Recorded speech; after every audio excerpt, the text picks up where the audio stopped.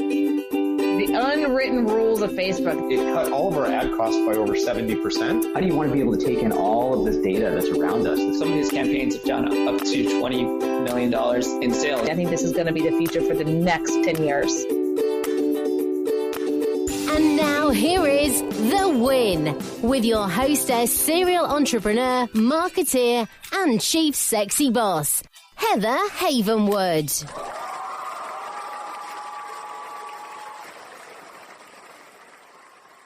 Look, our whole world revolves around our iPhone, iPad, Droid. You know, they say we look at our phones on average 150 times a day. And if you're a small business and want to actually grow, you need to reach people where they're looking at and listening the most, their smartphones. See, marketing via text messaging is a great way to start, and it's super easy. Just text the word START to 72,000 to learn more about my friends at Mobit. They're marketing experts, and they will show you how to use text messaging for your business and to get more leads and convert them amazingly. Again, text the word START to 72,000. Again, that's text the word START, S-T-A-R-T, to 72,000.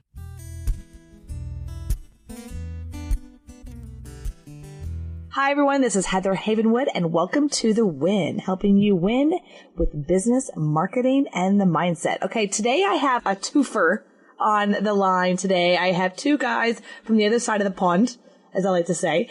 So, Leon, Robert, are you there? We're here. We're here. Now, how are you doing? I'm doing well. Now, what you don't understand, I've already done 2 podcasts with these amazing fellows. Mm-hmm. And I just love that you guys are on the other side of the pond. And I have a great accent for that. But and we have a lot of fun. This is going to be a ton of fun today. Now, these guys are partners on a business podcast as well as business partners with helping people optimize their funnels. I get this question a ton from my clients, from other friends, like, okay, I built this funnel, it's doing so okay, and then how do I optimize this? So we're going to dive into that today. So, but first, Leon and Robert, Leon, I'll start with you. Who are you? Hi, I'm Leon Streete, and I'm also known as the lead generation coach, so I help people with getting leads to their sales funnels. I've been doing this for about 20 years now in the UK. Started off from the world of DJing, would you believe it? So I used to mix drum and bass music. I produced for about 10 years, and during that journey, I thought it would be great to set up a website of my own back in 97 and start promoting myself as a 17-year-old teenager. And that's where my passion for websites, online and marketing grew. And through that, I've created many different types of projects, from startups right through to multi-million-dollar brands. And for me, it's just an exciting journey, because where I focus now is people who have their own programs and products online, like digital products. And I'm able to help them sell those high-ticket products in a way that gets their buyers excited. And I work alongside my partner in crime, Robert Dene, who I'm going to hand over to now. Your partner in crime, your partner in prosperity, your partner in everything. I call him Sexy Stud Robert, by the way. Sexy Stud Robert. I like it, Sexy Boss. So, a little bit about me. I'm very similar background to Leon. Obviously, I'm a little bit older. You know, I'm still looking good, though. I'm still looking good. Yeah, my background is I kind of fell into the sales thing because I wasn't quite sure what I was going to do. And my mom wanted me to be some kind of banker, which we over here in the British call wankers. We don't like bankers. So I didn't want to be a banker. I didn't want to be a lawyer. All these kind of things that my mom wanted me to do. And what I deciphered that I was quite good at was kind of communicating, talking. And, you know, I was a bit of a hustler when I was a kid. You know, started my first business at 13. I suppose it was like a mini Blockbusters before Blockbusters existed. We used to get the local kids around from the area that didn't have DVD players, or, as I say, really then video cassette players, Betamax. And we would put on what we call a PP day, which was patties, which is kind of food, Jamaican food, and porn movies. That's how my career kind of started off as a 13-year-old. I just got very, very creative. So I knew that my skill was really promotion and selling. And I fell into the career of direct sales as a life insurance salesman when I was around 19. And this is when I started getting the bug for marketing, because when I was working in the direct sales industry, there was no computers back then. There was no internet. So it was very face-to-face. You had to learn how to go and get your referrals and get really good at it. But as, you know, the age of the internet and technology braced itself, I was thinking, well, how can we do this better? And the real reason that I fell into the whole marketing game was I wanted to learn how to write sales letters or direct response sales letters. And I stumbled across a great book, The Ultimate Sales Letter by Dan Kennedy. And that was kind of my path into this whole kind of marketing space. This whole little world that we are in now. It's fun. Yeah, we're in right now. So here we are in our little world. You know, thanks for sharing who you guys are, because I think it's best versus me reading this bio who you are, right? Yeah. So I just want to touch base for a second. I think the industry has grown up a little, right? You know, it's been a couple years. It's not matured, as we call it, industries, but it has started to grow up. And I think with growing up, we've started to have people, we become segmented in what they do. You know, copywriters, right? Or now it's funnel optimizations. I mean, think about it 10 years ago. I don't think you would say, I'm going to be a funnel optimizationer, mom. You know, so I think it's very grown up. And I just want to say, you know, where do you think it is at today? When you're working with a client, funnel optimizing, you might want to tell the audience what that is necessarily, but also the advanced level of that. What do you work with them on optimizing their funnel? Okay. Do you mind if I go first, Rob? No. Okay. That's adorable, y'all. I was like, Yeah. I know we've been polite just because we're on your podcast, Sexy Boss. be polite. Yes, I am. So the thing is, when people, you know, call upon us for our skills when it comes to creating funnels and also campaigns online, I suppose it's the simple things, Heather, and I'm going to start there because more often than not, people ask the questions that we would take for granted. You know, there's people who come to us and they're probably doing 5 or 6 figures, even more per month already in their funnels. Yeah. And the questions that we get asked about are actually the ones, you know, now we're starting to realize everybody has simple and straightforward problems and everybody has similar problems. And those problems that I'm talking about is generally you're consumed by your own products and your own business. Maybe you're creating, you know, a new product, or you have 4 or 5 products already on the go. Maybe you have, I don't know, some low ticket products like $100, maybe $500. And these are probably video courses, maybe audio MP3s or some pre-recorded podcasts along with PDFs. And generally we work with people who have low right through to high tickets. So you're talking $1,000 to maybe, you know, like $50,000 programs. And what I find is that people get absorbed into what each product is and they lose the focus of actually the key thing is to be there for the customer to have a great customer experience and journey with your products to help them and provide value. And this is, and I'm going to call Robin at this point because this is where the real power of optimizing the funnel comes in, because what people think that they need to do is improve the product, but what they forget and what they don't realize is actually it's like, what does the customer want? And am I communicating in a way? Am I really hooking them in emotionally and providing the right value so that they get that experience from the products and actually being part of that communication channel, you know, your email sequence? And that's what I'm experiencing right now. And now I want to bring Robin because I know he's going to add more to that about the hooks. Before you come in, Rob, so the experience of this is what I'm hearing is that you actually focus on the experience of the customer moving through the funnel, literally like an experience, like a roller coaster, right? Correct. So you're like, get on the ride, baby. You're coming down my funnel. And the thing is, Heather, when the roller coaster comes to an end, you walk off that and you jump onto the next big roller coaster next to it. Yes, exactly. I love the analogy. So, Rob, take us through the customer experience of that roller coaster.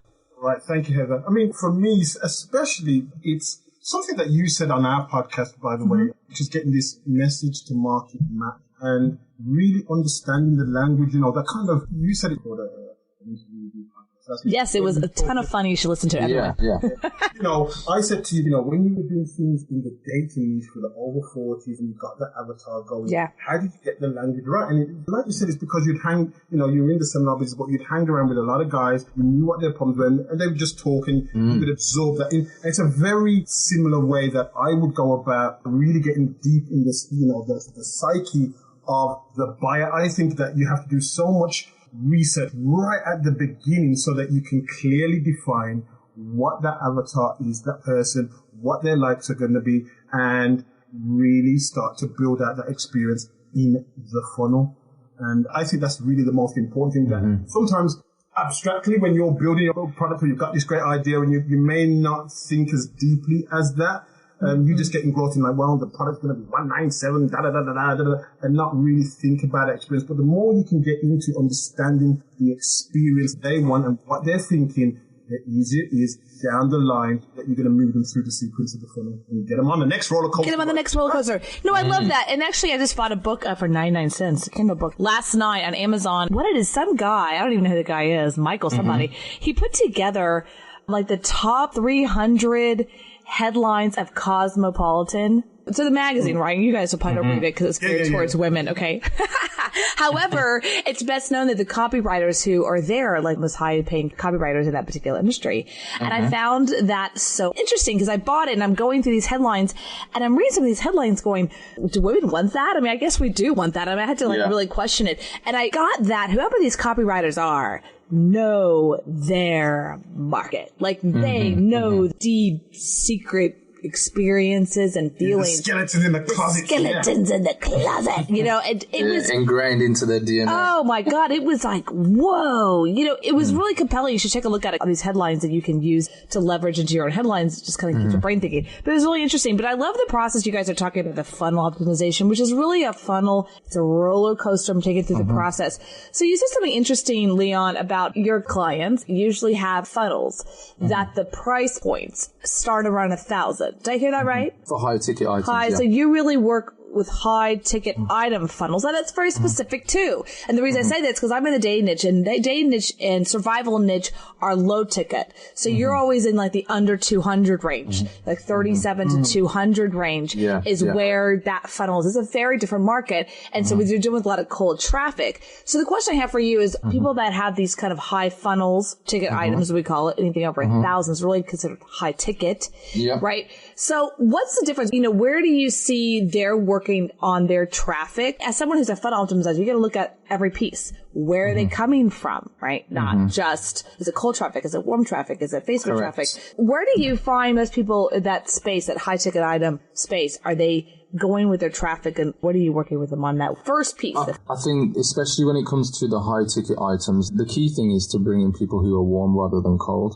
Now, you can bring cold traffic in and you can market to people. For instance, maybe you're running a webinar to sell a program. Okay. And that may be a high ticket program. You can bring people in through that model. You put a video out there where you've promoted that video using Facebook ads, or maybe you've done an organic video where you've just uploaded the video direct to your Facebook profile, maybe shared it on your own fan page. And this will allow you to pull people in. And the key thing is that once they're in your funnel, i.e. they've opted in or they're registered, they should be in your email sequence at this point. And so what we would be doing is pushing people through to a soap opera sequence where the email is acting as the communication channel to get people warm to whenever the webinar is. Because maybe you're promoting 2 weeks in advance, maybe they register an hour before the event. It doesn't really matter. But the key thing, as long as you can provide some kind of communication in between that space, that time, those moments before the webinar takes place, you can really start to build up your backstory and really hook in your cold opt-in subscribers so that they become more warm to and perceptible to what you're about to offer them. So I think at that point, when you get people on the webinar, there's a really important structure that you need to have in place. And me and Rob, we created this structure we've done it for a lot of people, but we created it in particular recently for a real, I would say, kind of celebrity, would you say, Rob? Well, she's very well known. Yeah. So, you may have heard of a book called Rich Dad, Poor Dad, or Think and Grow Rich for Women. Yeah, so the co-author of Rich Dad, Poor Dad was Sharon Lecter, and the author of Think and Grow Rich for Women was Sharon Lecter. So we did some work for her recently, and the key thing was that as part of the webinar, while she had some really great training to deliver, what we did was we did about a 50% rewrite of the webinar script so that she was able to open up, do the introduction to that webinar, hook people in, deliver the training, and then close. So we provided the hooking part at the end, which was basically how you stack bonuses and then close people on a product or whatever it is. In this case, it was an event, a high-ticket event. So I'm going to stop you real quick because you said so much. I'm going to stop you for a second, okay? So a couple things, and Robert, I want to bring you in here. One is you talked about cold traffic can come into a webinar, and then you kind of stepped over that, like, like, that's great. No, really, that's a key piece because people on high-ticket items, they don't know where do I get this cold traffic. I can't do it. And so cold traffic can come into a webinar, and then the webinar, they either come in or not. It doesn't even matter. In the webinar, they come on and then there is a sales sequence. However, they don't come in the webinar in the back end. There's a soap opera email experience, which is basically like a soap opera and multiple emails and episodic, what I call episodic email, where you want to open the next email based on the content. Like tomorrow, we're going to talk about blah, blah, blah. So that's kind of episodic. I want to kind of point that out. And then you're actually going to another step and rewriting webinars or split testing webinars. Correct. Such that, and I love that piece because that's kind of what I did when I traveled the country is I would do these, you suck at closing. Let me help you with your close because, you own 10% of the room. Let's get that to 20. We tweak the close until we get that to 20%. So Rob, where in the sales process of the webinar, because I think you're a copywriter guy, what are some strategies you're doing in that webinar to increase the close ratio? It's what Leon said or alluded to because, there's a lot of people who will sit on the fence. And I remember John Carlton saying, you've got to have this turbulence thing. And if you're flying in an airplane and you have turbulence, you've got it right at the end of your presentation. You've got to give some turbulence to knock people off the fence. And it's really looking at the stacking of the bonuses because I think sometimes, I know for me in particular, I'm easy to sell to them. Well, salespeople love to be sold to. You know that, right? Yeah. Salespeople, we love to be sold. So I get that. So for me, a lot of the times when I purchase products, even though the main product is great, I look at the bonuses and I'm thinking, do the bonuses align to what, the overall aim and objective of buying the first initial course that I would want to buy? And normally it isn't. Sometimes it's the bonuses that I've actually bought the course for because they're going to help in another kind of way. So for me, it's important to have good stacking of bonuses. And it's something that I learned probably I would consider one of the best closes from State or was Armin Morin. I don't know if you've ever met Armin Morin's great. I went to big seminar, every single one of those. He's great. And this is great. I love that you're explaining stacking because some people are like, what's stacking? Like, what does that mean? And I love that you focus on the bonuses. Like, forget the product. Like, it's okay. But like, look at those bonuses. And you're absolutely right. I can't tell you how many times I brought products at a seminar. I'm like, the product's okay. I want that bonus. You know what I mean? Yeah. And in particular, when I'm big JVs. A lot of people follow the Jeff Walker product formula kind of launch sequence. And I used to be, there were certain products I would want to buy. And then you'd see all the JVs sending all these different bonuses. I was thinking, gosh, I gotta wait because look at the bonus. God, oh gosh, Frank Ken's giving this bonus. Oh, that's great. So I was one of those guys that would just kind of hang around wanting to buy the product, but then I'd look and think, oh, look at all the different bonuses that one's offering that, and then just pick. So I know psychologically, stacking bonuses in the right way and aligned to the main product is really key for obviously closing out sales.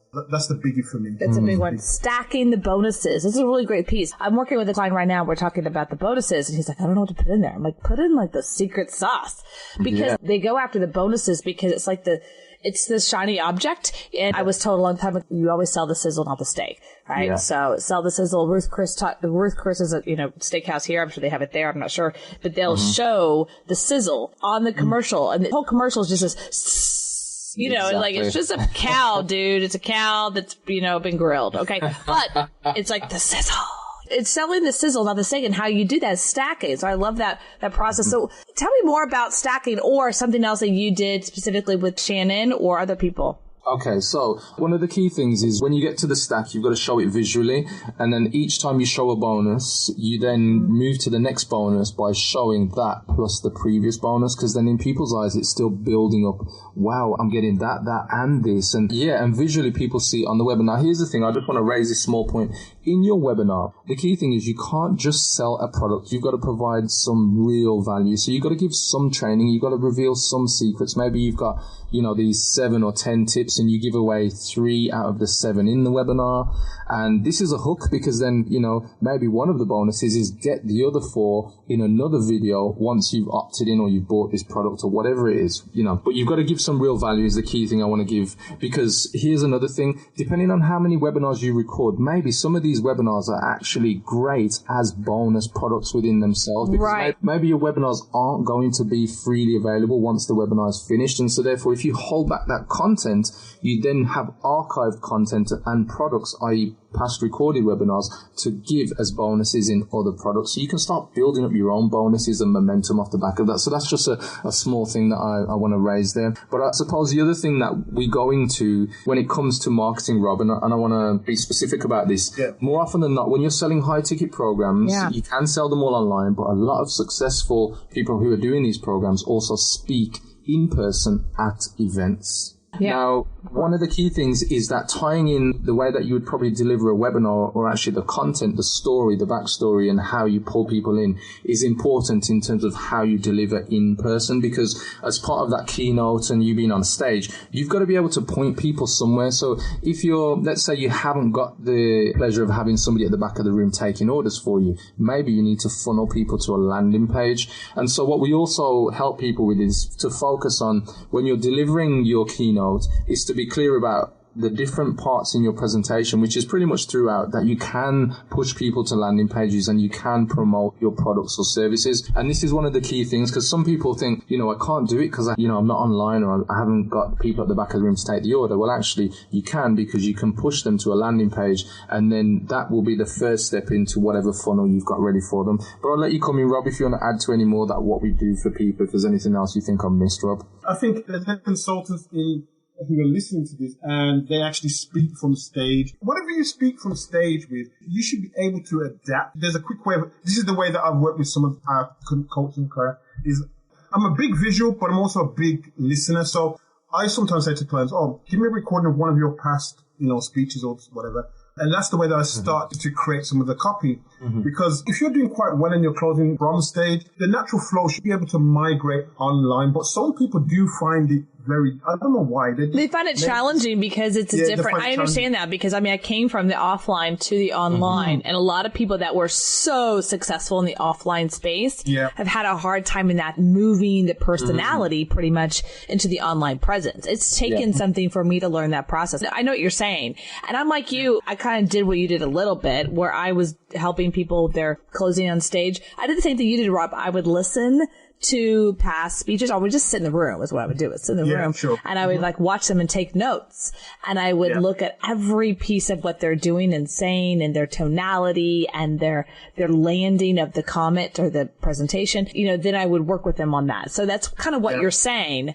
But you're also saying that I completely concur with you, that people that are offline great at speaking should go online to webinars. It's a more natural progression. You agree with that? Yeah, absolutely. And I think if anybody's got the chance to see Russell Brunson, or probably go to one of his events where he's maybe speaking. He came over last year to the UK in November to an event. I managed to get over to it. And I had a signed copy of his book. He signed my copy. Oh my God, you're so adorable. He's a big fan. But I watched him just, do his thing from stage. And then I picked up my book. I started reading the book, and literally everything in his presentation offline was word for word, page for page in his book. He didn't deviate from it. So, that was a great lesson for me, knowing that I'm kind of on point, but watching somebody actually do that, I think everybody else was getting some value, like clapping and all that. But I was just studying from the point of view like that. Well, it's really, I want to bring that point up, because I known that for years, coming from the speaking industry for years. Literally, there was an internet, Facebook. Okay, this is pre-dinosaur stuff. Okay, pre-Facebook. Okay, so this is where we had to literally, self from stage, and I knew that. Someone told me that a long time ago, that your book, Dan Kane, does the same thing. If you read the book and then you watch them on stage, usually it's the same stuff, right? Yeah. Why do we put less value in the $10 book, let's say, versus a live presentation, and now we're willing to give them thousands of dollars? And I had a client ask me that. They go, well, why would I say it's already in the book that's on Amazon for $3? I'm like, because it's the perceived value. Correct. If they see you on a webinar or see you face to face, and you might be saying the exact same thing at that $3 book, it's like backing up your stuff is what it's doing. And then you can sell them something at like $1,000 to $3,000 or $4,000 or more product, because they're getting you. And he was like really appalled by that. Now, to me, that's like commonplace. It is really a key piece that you can create your product, put it in a book, Kindle book, let's say, for $4, and then do it again in a webinar and sell it for $1,000. Because they're getting here's the you. thing as well. I want to segue into this. Other is that you could also take that book and create an online course, videos, and the rest, and actually sell it for like $5,000. And people have done that. And so you go from a book that costs anything from $10 to $20 to a course that people will happily pay for $5,000, and it's like, wow, it's all in perceived value. And I think it's a great point you picked up. Repurposing it in different, I mean, Alex Dodin is the king of that, but repurposing is king. Armin Morin did that too very, very well. He repurposed the heck out of his stuff, you know? So I love that. No, that's great, Rob. I didn't mean to cut you off, Rob. I apologize. No, that's fine. Cut him off. You can just say, order, Heather. I love what you're doing. So do you go to other people's speaking engagements and watch them very much, or do you get videos and things like that and move them to webinars? We'll look at past recorded webinars, we'll past recorded videos of where they're doing their keynotes. If we can get to an event, we will do. So if people are paying for plane tickets to America, we're happy to come over there. You know, I was in Las Vegas a couple of weeks ago. I was in Florida in February. Anything to get out away from the pond, right? Of course. Just anything to step over the pond and just get a bit of sun, I'm happy to do. I want to ask you this question, and you won't shoot yourself in the foot. Maybe you won't.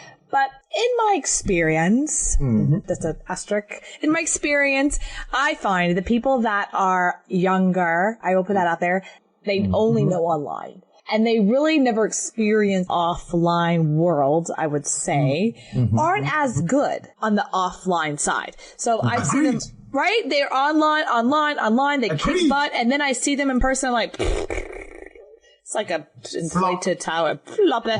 Flapper, you're a flapper. Is that a word? So am I the only one?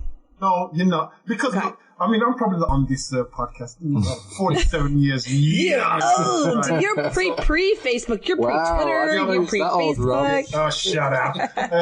So, adorable. I'm from an era, like I said, when I started my life insurance days, I was from an era, like most people probably watch that movie Wolf of Wall Street now. And love that book. That was what my kind of experiences opening Gambit at 19 experience to sales was. That's what it was like. You know, you had rows and rows of people, you know, a banker telesales, bang, on the phone, and that was my experience of getting into sales. So I truly believe that if you're not really sold offline, you know, anybody that sold offline and goes online should be able to murder people who are just being online solely, in my humble asterisks. Accurate. No, I agree. There's actually right now our Congress, they're complaining that right now that when they come into Congress, they have to get on the phone and dial for dollars, basically. And what's funny about that, one, I never knew they had to do that. I really no idea.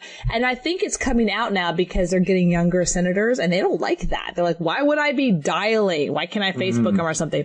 So I think it's interesting that the younger generation that is coming in now, they have no idea that what I call that experience of true selling.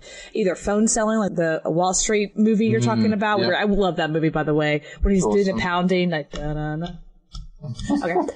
I seriously watch that all the time because it like psychs me up. Yeah. But at the same time, I came from face-to-face selling. That's a face-to-face sell, by the way, the telephone. I think it's a face-to-face conversation because they can hang up on you.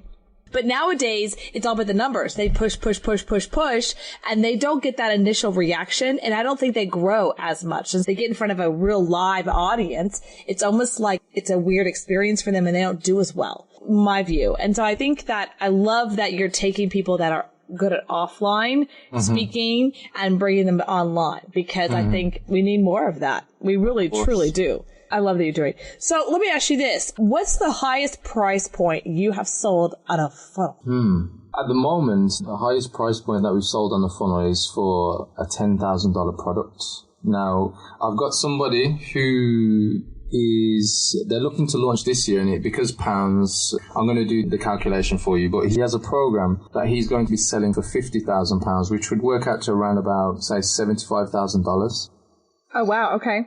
Yeah, and so that's just about to land on our laps, and this is going to be a new challenge which I'm looking forward to. And one of the cool things is that the funnel is going to be the first step, and he's going to close at a live event. You got to go live at some level with 75,000, 100,000. Exactly. I think the highest I ever saw was Laura Langmeyer. She sold, not from stage, she sold $100,000 a year. Big table, big black table or something like that with her and Bob Proctor. I saw people run to the back of the room on that thing, you know? When you see that experience, you're in a room and someone's pitching you this high-priced product, and in your head you're thinking, I'm not going to buy that. Who else? If that's you, right? You're like, for me, I'm kind of the skeptic, even though I've been in this business for a long time. And then you see people get up and run, like, to the back, and you're like, oh my, they're running. They are actually sprinting to the back to get that bonus. I've seen one guy do that, and it was pretty awesome. I think his name was Aaron Raymond from Canada. And I was at an event he was speaking at. I really loved his keynote because it was positioned so well, the structure, the content, and then stacked the bonuses and the value. And it's like you say, people were running to the back of the room with their credit cards like high in the air. Take it. And I was like, wow, what a master. Would you see that? Because I saw that experience a lot, and I was in the back of the room sometimes too. Like I was the one taking the credit card. And when it's like 4 people deep and they're literally like throwing their credit cards, that is such an amazing experience. And the price point, by the way, this particular person that happened a lot with was like a $4,000 to $5,000. When you have a stack, and I'm not kidding, an inch stack of credit cards, what we do is we pull someone in the, what I call it, turn around, and all they do is just the swiping, you know? And they're just sitting there with a stack, and they go swipe, swipe, swipe, swipe, swipe, swipe, swipe. That is when your brain goes, oh my God, like, really? This is real? You know what I mean? And, we just did a $125,000 hour. Or something, you know, or 2 hours, that presentation. And I think that's what people forget. They've forgotten that online. The people have not changed. We have not changed, okay? Yes, how we purchase have changed, meaning the technology and the medium, but we and why we buy has not altered. I agree. And I think the other thing is when you get to a certain value, people like to be in front of the person, you know, and it's a really important thing. And what some people forget because they think, right, I'm online so I can close big numbers, but actually, some people just like the fact that you're in person, whether it's one-to-one or whether you're on a stage selling to them, but at least they can see you. And I think it boils down to parts of psychology around money, just generally with society. And I think that's part of the reason why it works in person. I know, I completely concur. That is really, I love what you guys are doing because you're taking those concepts and actually keeping them alive. And you're the first, and it really surprised me because you're the first company I've talked to that talks about funnel optimization, anything over 1,000. I love that because it's very different. If you have a funnel in the $30, $40, $60 range, okay, or let's say 100 to 200, really, that's considered a small price point, and you can do cold traffic to, and you can just throw cold traffic to it and optimize it to what they call return of investment. You push money out, and at the end of the day, it comes out. But when you're dealing with 1,000 and 5,000, your psychology, I think, has to go to another level. It has to be advanced, and the funnel has to be advanced because it's more of the customer experience and the bonuses and less about the content. Absolutely. And do you concur with that? I mean, I'm kind of making that up. No. It's definitely about the customer experience and how you make them feel, because let's put value to one side. I assume that you're going to give value if you've been in the game long enough. You know what you're talking about and you've got the results that you've achieved. Right. And so for me, then it's like, how have you hooked them in emotionally? Because me and Rob, we do this thing. I mean, we've been on the phone for the past few nights till very late into the morning because we're doing our own event come the end of May. We're putting together like a sales and marketing event we're doing in our local city here in the UK. Oh, promote it. Of course, just drop that in segue. If you want to come over to the UK, you're welcome. I've never crossed a pond, by the way. I've never been to Europe. Really? I've never been to the pond. Sexy Boss needs to be in the UK, guys. I've never crossed the pond. I know we're going off on a tangent, but Rob keeps saying to me, all the amazing women that we've interviewed, we need to bring them over to the UK and do this email event. So I'm like, we should. I know he's got an agenda. Yes, of course. Rob, order. Rob. Brutal, that's brutal. Order in the house, Mr. Streete. I apologize for just segueing that, but you're correct. I've never been over the pond. Yeah. Do you think, right? I've been to Germany. I've never been over there. Germany, Europe, Norway, UK, doesn't matter. I've just only been California and Hawaii and Mexico. That's my extent to Canada. Go guys. I apologize. I digress. So here we are. So value aside, the key thing is you've got to make people feel important. You've got to make people feel like they're on your side. They've been through the same challenges you have. They've bought into your story and they've taken on your beliefs as their own. That's the key thing. Because with any great leader, whether it's Martin Luther King, Steve Jobs, their beliefs have then become the beliefs of their customers or the people they communicate with. And that's what the trick is with your content. So when me and Rob have been on these calls late, going over the content for our landing page copy or video sales letter, one of the key things that Rob has come back to me, I'll let you jump in, Rob, is that I need to make sure this hooks people in, totally, so that there's total commitment. And this is part of where we come from with what we do, Rob. You so eloquently put it that way. It sounds so good. Well, thank you, sir. Thank you, kind sir. I want to bring up two other points, just in case. Heather mentioned something about low price. Not that we're frightened of low price funnels. It's just that the niche we went after. You know how you got to specialize, sexy boss. Right. Is this high ticket funnel. That was it, because we just wanted to make money. If there's anybody in the universe over there in the States that's got a lower ticket item, we're very happy to work with that. I think there's two kinds of scenarios that me and Leon have kind of stepped into, and one is what I would call an architectural funnel, where we blueprinted the whole thing, and then we've got this other situation where we've come in like 911, there's an emergency, funnel's not working.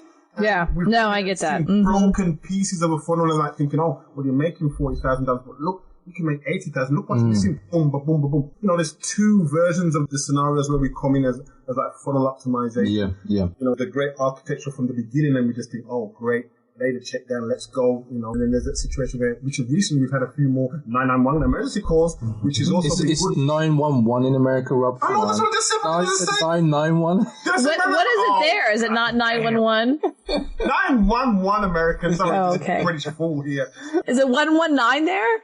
No, it's 999. It's 999. 999 is emergency. Oh, wow. Yeah. See, all these little things. You guys are so backwards. These little things. Order. We're the way, make the way. I'm just kidding. By the way, everyone who's like wondering what the order thing is. So I think last week or a couple weeks ago, there was a video that came out of the Parliament. And I guess that's normal for you guys to do this whole UK Parliament. Yeah, the UK Parliament, they go crazy and they kicked this guy out for calling Dave Cameron Dodgy Dave and this whole stint. And I was cracking up in tears because the main guy was over there like, we have a gavel. And we just gavel things to death. It's really loud. But over there, they just go, order. They start yelling that. And I just started to laugh. And I like, wow, I guess when the Brits came over to America, like, let's do the gavel. Like, let's make this real. And I just had this vision of Congress calling Obama like, dodgy Obama, and then get out to the Congress. That would never happen. We would just kind of like, you're allowed to say we do that. have this traditional thing, guys, where there is the Speaker of the House, and he basically keeps all of the parties who are in the House of Parliament in check. And so when people are stepping over the line, this is where he calls out the famous order, which means sort your shit out. Sort your shit out. And I love how he said, sir, I'm going to have to ask you to remind you to not use that word. And then he calls those guys like, what word? You know the word. Starts with the D and ends with a Y. And then some other guy's like, what word? He's like, oh, come on. He's a man. He knows which word starts with a D. He won't even say the word. And I'm thinking to myself, is dodgy a bad word? Dodgy. I don't think that's a bad word, is it? So anyway, I started to laugh. I'm like, he won't even say dodgy. My favorite part is it was an old man who was like blaming or calling, Dave Cameron Dodgy Dave. And I just love how he stood up in his very Brit way, and he's like, I stand by that he's Dodgy Dave, and he like walks out, you're out of here, and he's like, I went, and I just laugh because it's such not even a bad word, right? Dodgy Dave. Anyway, it's adorable. I thought it was funny. You guys are great. So where can people find you? Because I do have a lot of people that come up to me and say, okay, my funnel, I created it, I got it going, I have some people, but my web guy, my builder, my programmer doesn't know how to optimize, which by the way, people do that. They think if they're a web person, like they're a builder or they're a corporate, they know how to optimize. No, they do not. So how can people find you, have them raise their hand and say, hey, I want you to look at my funnel? If you want to get in touch with us, go to www.sb, so Sierra Bravo, elevation.com, so sbelevation.com, and just go to the contact page, fill in your details and get in touch with us there, and we can book in a strategy session with you for free and see how we can assist you. Awesome. I love that. And please do check them out. It's sbelevation.com, and I just love how you do it. What's SB? So Sierra Bravo. That's what the police use over here, you see, when they're like reading out that's it. Tell them, Rob. The phonetic alphabet, but the SB really stands for like small business. It's small business. Yeah, let's go with that.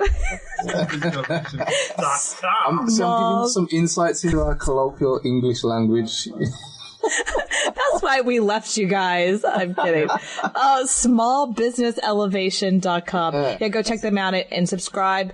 And there's About Us, and you could go start and work with them. And I do believe that if you do have a funnel that you created a year ago, 2 years ago, even 4 years, 5 years ago, you need to have what I call an update. And can people have you do like an update, look at it kind of thing without a big fee? Yeah, where do your fees start? That's right. So basically, we start by having the free strategy session so we can assess where you actually need the help. Because sometimes people have a really good idea and they're clear, and other people need direction and they need us to look at it and give them the suggestions, and then at least that they can, take note and absorb it and say, yep, I want to roll with that.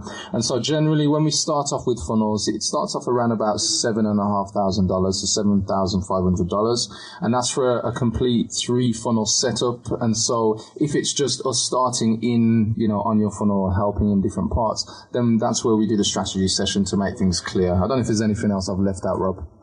We just give you a complete facelift. If your face is looking drabby, drowsy, horrible, it's going to be turned. That's it. It's going to look We're going to turn that frown upside down. Frown upside down. Oh, you guys are so fun. I could hang out with you forever. So go check them out. It's sbalevation.com. Or did y'all say it like .com? No, it's .com. Just .com. What would make y'all so different? Thanks, you guys, for being on The Win. It's all about winning in marketing and business and mindset. So I appreciate you and appreciate your time. And any last words? Any last things? Yes, I've got the last word. Yeah. No, you haven't. Yes, no, I've got the last word. You can have the last word.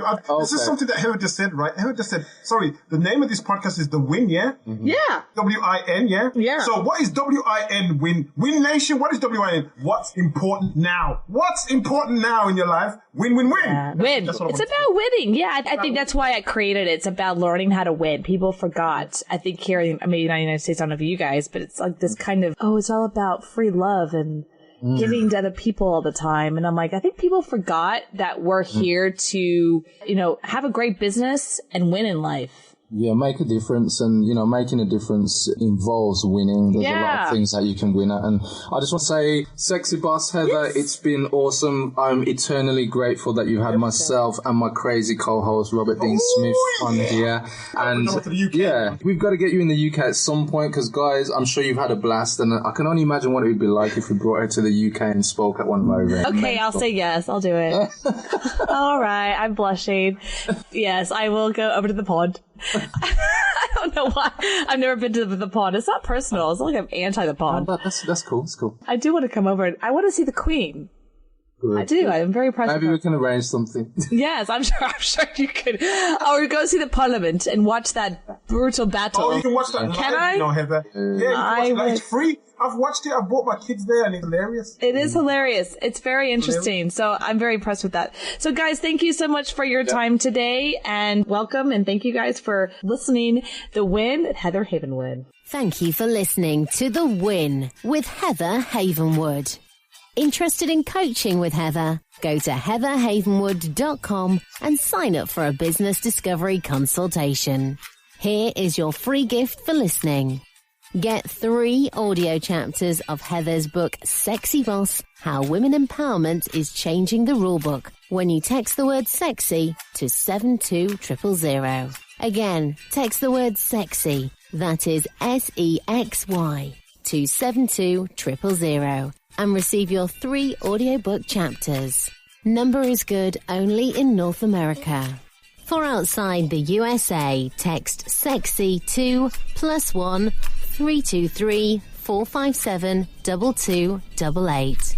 Text sexy to +1 323 457 2288. Long distance charges may apply.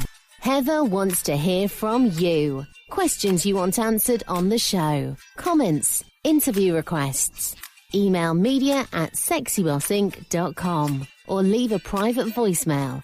51 Boss is me.